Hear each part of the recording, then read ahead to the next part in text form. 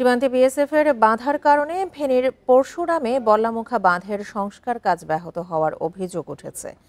জুনে শেষ হওয়ার কথা থাকলেও এখনও অর্ধেক কাজ বাকি।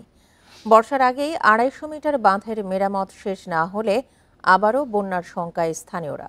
তবে কর্মকর্তারা বলছেন, বিজিবির পাহারায় আইন মেনে কাজ চলছে, নির্ধারিত সময়েই শেষ হবে। বান্ডেল থাকলে প্রতি সেনমানিতে টাকা বাঁচবে। বিকাশ সেনমানি বান্ডেল কিনে জিতুন প্রতি লেনদেনে। গত আগস্টের ফেনীর পরশুরাম সীমান্তের শূন্য রেখায় ভারতীয় অংশে বল্লামুখা বাঁধ কেটে দেয় বিএসএফ। সৃষ্টি হয় ভয়াবহ বন্যার। পানিবন্দী হয়ে পড়েন ফেনী ও আশেপাশের কয়েকটি উপজেলার লাখো মানুষ।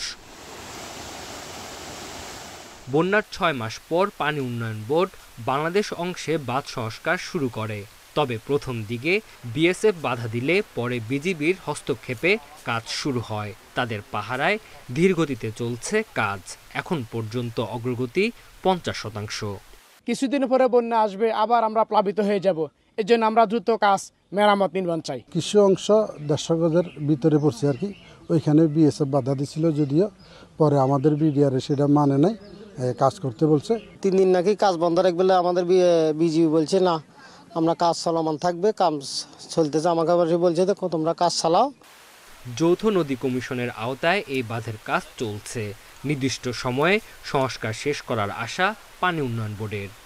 কাজের কিছু অংশ নোম্যান্সল্যান্ডের মধ্যে পড়েছে, সেটা বিজিবি বিএসএফ চ্যানেলে যোগাযোগ, যৌথ নদী কমিশনের মাধ্যমে যোগাযোগের মাধ্যমে ওখানে ওই জটিলতা পরিহার করে খুব যথাসময়ে এই কাজ সম্পন্ন করা যাবে। উপজেলা নির্বাহী কর্মকর্তা জানান, আন্তর্জাতিক সীমানা আইন মেনেই বাঁধ নির্মাণ করা হচ্ছে। এতে বিএসএফ বাধা দেওয়ার কোনো এখতিয়ার নেই। যে জায়গায় আপনার পানি উন্নয়ন বোর্ড কাজ করছে, এটা আমাদের বাংলাদেশের সীমান্তের মধ্যে। এখানে বিএসএফ এর সরাসরি করা বাধা দেওয়ার কোনো আইনগত সুযোগ নেই। মুহুরী কহুয়া সিলোনিয়া নদীতে ১২২ কিলোমিটার বন্যা নিয়ন্ত্রণ বাঁধের ১০২টি স্থানে মেরামতের খরচ ধরা হয়েছে ২০ কোটি ৬৮ লাখ টাকা। Independent news.